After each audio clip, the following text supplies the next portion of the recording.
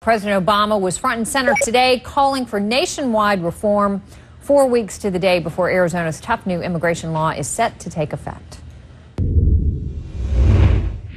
Laws like Arizona's put huge pressures on local law enforcement to enforce rules that ultimately are unenforceable. These laws also have the potential of violating the rights of innocent American citizens and legal residents, making them subject to possible stops or questioning because of what they look like or how they sound. Our borders are just too vast for us to be able to solve the problem only with fences and border patrols. It won't work.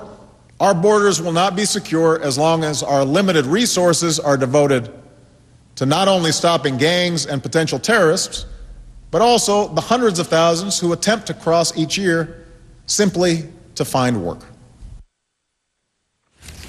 In the most recent CNN Opinion Research Corporation poll, 57% were in favor of Arizona's law.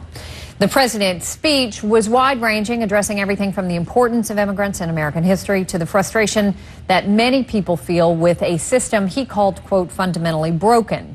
But he also outlined 3 specific goals for immigration reform: continuing to secure the border, holding businesses accountable for hiring only legal workers, and granting illegal immigrant citizenship only after they admit to breaking the law, pay their taxes and fines, and agree to learn English.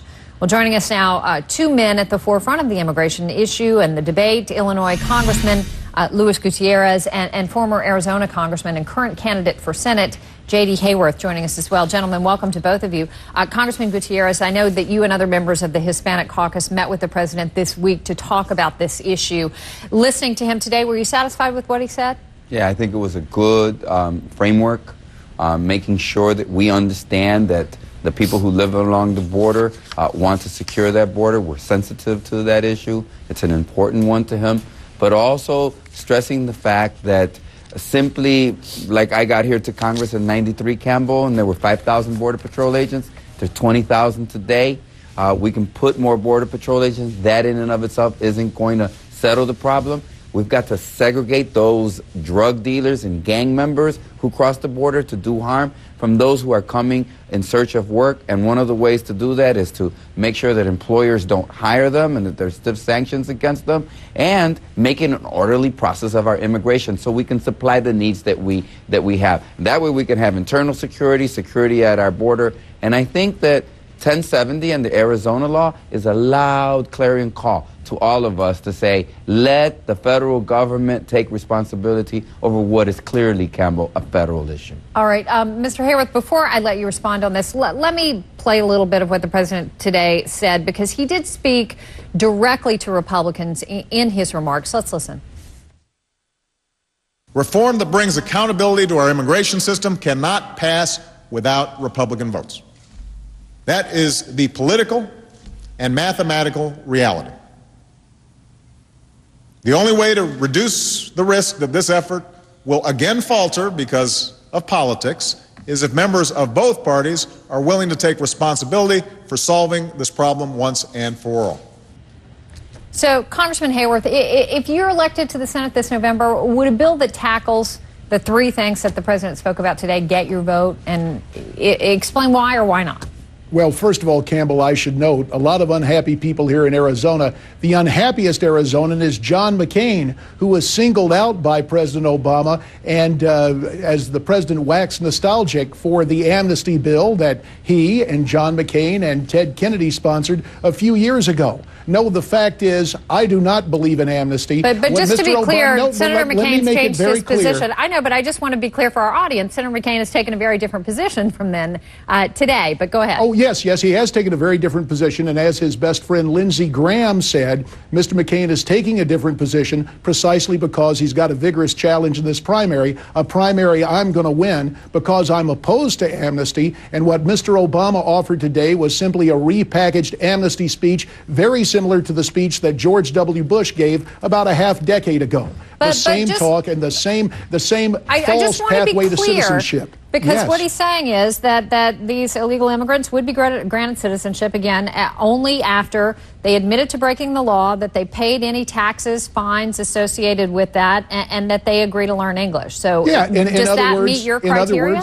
In other words, that's amnesty, Campbell. That's the Washington definition of amnesty. And let me tell you, this is not a fine. This would be a bargain for people who have come here illegally. And the fact is, what the president is offering is just a rebranded form of amnesty that Washington has tried to stuff down our throat again and again. What we need is the Enforcement First Act that is serious about enforcing our existing laws, that puts in place the necessary infrastructure on our border, in stark contrast today when our commander-in-chief very sadly basically surrendered, saying we can't protect our borders. So, it was shameful and it's sorry, and I'll tell you, this is the major disconnect between Washington and the rest of the country. Let me go to Congressman Gutierrez on this, because I do want to ask you, the president today repeatedly attacked the law in Arizona, but a lot of people in that state, a lot of people around the country, frankly, I showed our poll numbers a few minutes ago, believe that the White House doesn't get the extent of the problem that the folks there are facing. And I do want to play this web video from Arizona, a little snippet of it. Governor Jan Brewer read some pretty choice words for the president. Watch this. Washington says our border is as safe as it has ever been. Does this look safe to you? Washington is broken, Mr. President. Do your job. Secure our borders. Arizona and the nation are waiting. And Congressman, I don't have to tell you this. The president's critics say he talks a good game on border security. You just heard Congressman Hayworth, but he's not willing to commit the resources. You had several Republican senators asking him for 6,000 more troops on the border. He came back at them with 1,200.